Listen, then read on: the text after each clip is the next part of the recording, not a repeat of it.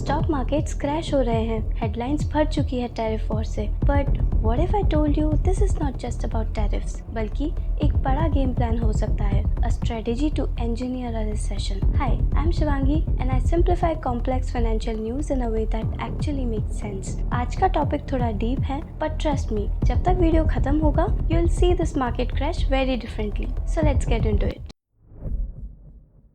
अप्रैल 2 को Donald Trump ने national emergency declare की और फिर अनाउंस किया हर इम्पोर्टेड प्रोडक्ट पर 10% बेस टैरिफ और कुछ स्पेसिफिक कंट्रीज जैसे चाइना पर 34% का एक्स्ट्रा टैरिफ इम्पोज किया जाएगा। उसके रिप्लाई में चाइना ने भी रिटेलिएट किया, यूएस गुड्स पर 34% ड्यूटी लगा दी। तो ट्रंप को और गुस्सा आ गया और उसने वार्निंग दी, अगर अप्रैल 8 तक चाइना ने अपने टैरिफ्स वापस नहीं लिए तो और 50% एडिशनल टैरिफ लगा दिया जाएगा, specially pharmaceuticals, electric vehicle, solar panels, batteries जैसे फ्यूचर ओरिएंटेड सेक्टर्स पर। And result, global stock markets ने रिएक्ट किया एंड अनसर्टेनिटी स्पाइक हुई। लेकिन ये सब तो हेडलाइंस में दिखता है, पर अंदर ही अंदर कुछ और चल रहा है। कई एक्सपर्ट्स कह रहे हैं कि ये सिर्फ ट्रेड प्रोटेक्शन नहीं बल्कि एक इंजीनियर्ड रिसेशन हो सकता है। अब समझते हैं ये इंजीनियर्ड रिसेशन आखिर है क्या। अब सोचिए, अगर आप एक ऐसी कंट्री में हैं जिसका डेट $34 ट्रिलियन से भी ज्यादा है और आपको अपना ये डेट चीपर इंटरेस्ट रेट पे रिफाइनेंस करना है, लेकिन प्रॉब्लम ये है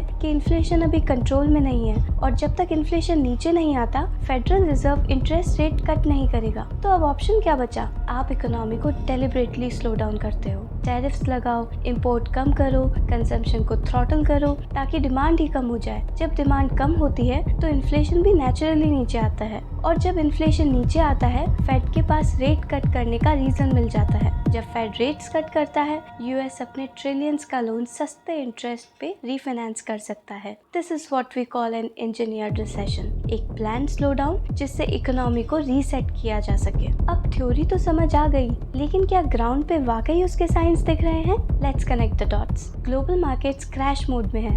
S&P 500 और नैस्डैक दोनों ने रिसेंट सेशंस में शार्प करेक्शन दिखाया है। इंडियन मार्केट भी प्रेशर में है। FIIs ने पिछले कुछ दिनों में 25,000 करोड़ से ज्यादा पैसा निकाला है, specially from metals, autos and IT sector जो ग्लोबल डिमांड पे हेवीली डिपेंड करते हैं। क्रूड प्राइसेस वॉलेटाइल हो चुकी है। एक तरफ ग्लोबल स्लोडाउन का फेयर, दूसरी तरफ जियोपॉलिटिकल टेंशंस। ये इंडिया जैसी इंपोर्ट हैवी इकोनॉमी के लिए डबल प्रेशर क्रिएट करता है। रुपी भी वीक हो रहा है जो इंपोर्टेड इन्फ्लेशन को और पुश करेगा। इन्फ्लेशन नीचे लाना फेड का गोल है, लेकिन उसका साइड इफेक्ट इमर्जिंग मार्केट्स पे क्लियर दिख रहा है। इन सब ट्रेंड्स से एक ही सिग्नल है, स्लो डाउन फियर रियल है and this could very well be a controlled setup. ये डिमांड डिस्ट्रैक्शन, पैनिक ट्रिगर और लिक्विडिटी स्क्वीज सब कुछ हिंट करता है कि ये नेचुरली नहीं स्ट्रेटेजिकली इंजीनियर्ड हो रहा है। नाउ लेट्स डिस्कस इंडिया का इस गेम में क्या रोल होगा।